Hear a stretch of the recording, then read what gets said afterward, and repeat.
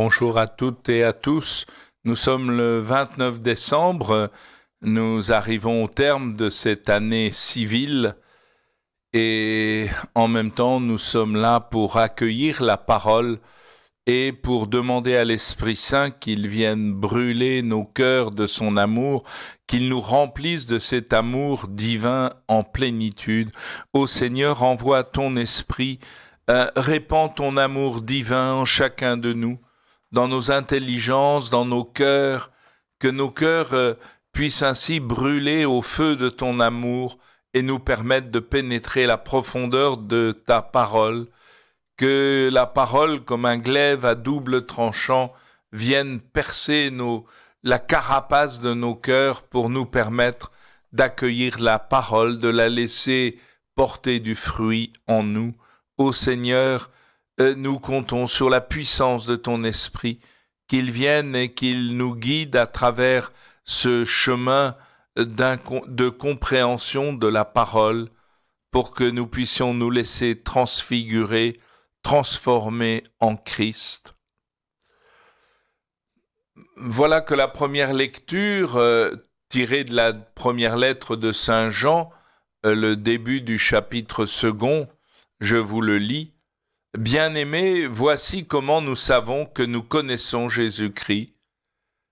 Si nous gardons ses commandements, celui qui dit « je le connais » mais ne garde pas ses commandements est un menteur. La vérité n'est pas en lui, mais en celui qui garde sa parole. L'amour de Dieu atteint vraiment la perfection. Voilà comment nous savons que nous sommes en lui. Celui qui déclare demeurer en lui doit lui aussi marcher comme Jésus lui-même a marché.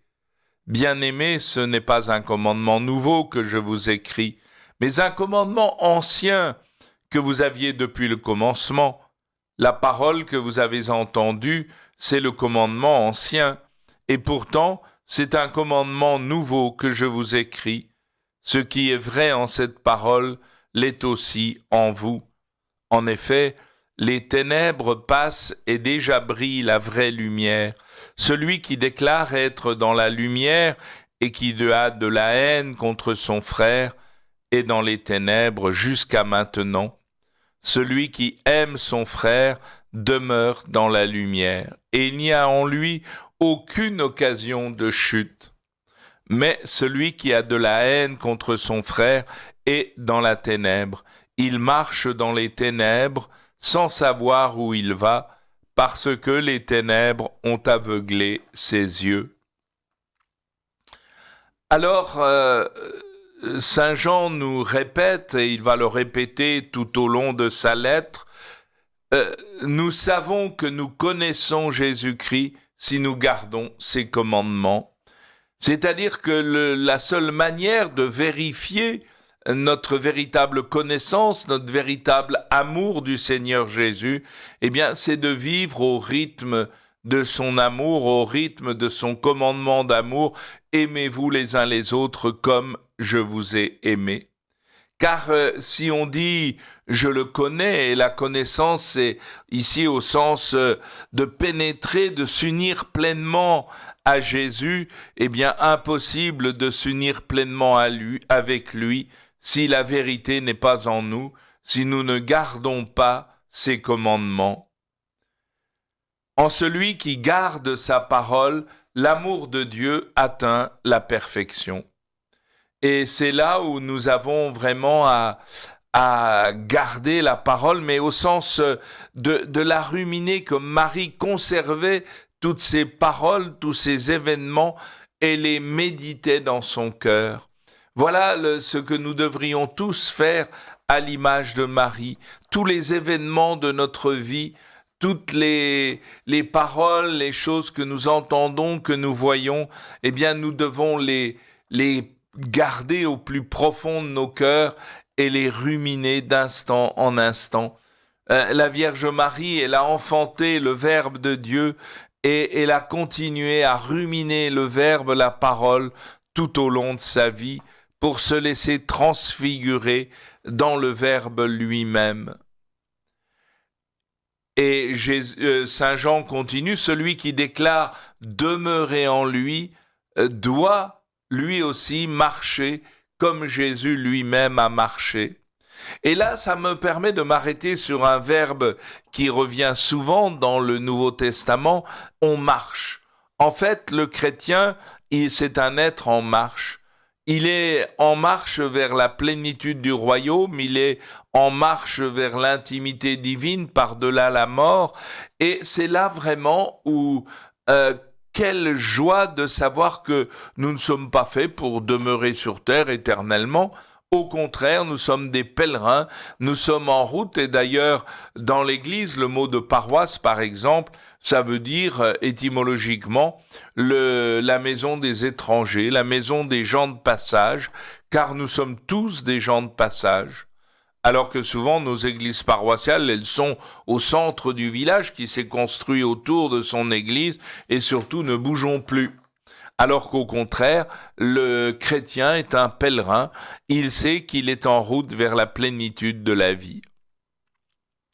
Et Saint Jean nous montre en même temps l'ancienneté du commandement de l'amour et en même temps sa nouveauté permanente, car l'amour est toujours nouveau, l'amour est toujours neuf, et il nous donne d'agir vraiment dans la lumière. Mais la lumière de Dieu lui-même, le Verbe lumière du monde. Je suis la lumière du monde, déclare Jésus. Et de ce fait-là, on ne peut plus avoir de haine dans le cœur. Peut-être que j'arriverai pas à aimer quelqu'un, mais si je demande à l'Esprit Saint qu'il vienne aimer en moi, alors j'aimerai véritablement. Et Saint Jean peut nous dire, celui qui aime son frère demeure dans la lumière. Et si vous n'arrivez pas à aimer, mendiez l'amour de l'Esprit Saint en lui disant Esprit Saint, tu vois bien, j'ai beau essayer d'aimer telle personne, je n'y arrive pas. C'est au-delà de mes forces, alors viens me donner ton propre amour divin pour que je puisse aimer avec ton amour à toi. Et vous verrez que l'Esprit Saint sera tout heureux de vous donner en surabondance son propre amour divin. Et dans l'Évangile, qui reprend un évangile qu'on a entendu il n'y a pas très longtemps, quand fut accompli le temps prescrit par la loi de Moïse pour la purification, les parents de Jésus l'amenèrent à Jérusalem pour le présenter au Seigneur. Tout premier-né de sexe masculin sera consacré au Seigneur. Il venait aussi offrir le sacrifice prescrit par la loi de Moïse, un couple de tourterelles et 2 petites colombes. Eh bien, la présentation du Seigneur, c'est un moment important. C'est vraiment le moment où les parents viennent offrir leur enfant, et pour eux, ça représente un geste d'action de grâce pour l'enfant que Dieu leur a donné. Et en même temps, pour l'enfant, c'est son entrée, sa première entrée dans le temple. Et là, c'est quelque chose de bouleversant. Et dans Saint Luc, ce qu'il faut bien noter, c'est que nous n'aurons pas de parole en style direct de Jésus avant le recouvrement au temple, alors que Jésus aura 12 ans. C'est là où on va avoir la première parole sortant de la bouche de Jésus. Et à ce moment-là, il dira « Ne savez-vous pas que je me dois aux affaires de mon Père ?» Il est là au milieu des docteurs, lui déjà rabbi au milieu des grands docteurs qui sont stupéfaits de sa sagesse, de son intelligence, et la parole qu'il donne à ses parents qui le cherchent tout anxieux, « Je me dois aux affaires de mon Père ». Eh bien, si nous voulons vivre à la manière de Jésus, si nous voulons vivre en lui, alors nous pouvons vraiment ruminer cette parole, « Je me dois aux affaires de mon Père ».